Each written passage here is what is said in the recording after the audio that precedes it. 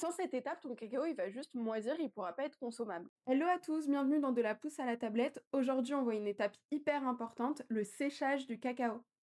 La dernière fois, on avait vu la fermentation, qui est l'étape la plus importante pour avoir du bon cacao. Aujourd'hui, on voit le séchage, qui est vraiment l'étape la plus importante pour pouvoir exporter ton cacao sans qu'il moisisse. Après la fermentation, tes fèves de cacao, elles contiennent encore 60% d'eau. Si on les laisse comme ça, elles vont prendre un goût acide et en plus, elles vont moisir. En bref, elles seront foutues. Donc le but du séchage, ça va être de venir abaisser l'humidité à 6-8% pour pouvoir stabiliser les fèves et les exporter.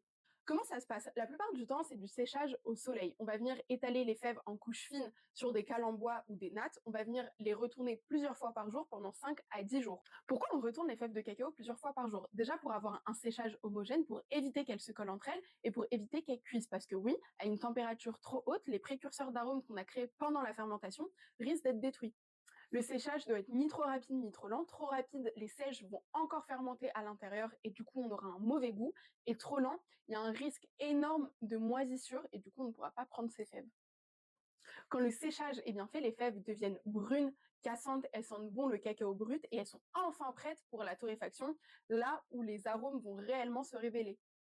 Et c'est comme ça que grâce au soleil, beaucoup de patience et une connaissance de nos producteurs quand même excellente, qu'on passe d'une fève humide acide à un vrai bonbon aromatique qui va pouvoir devenir du chocolat.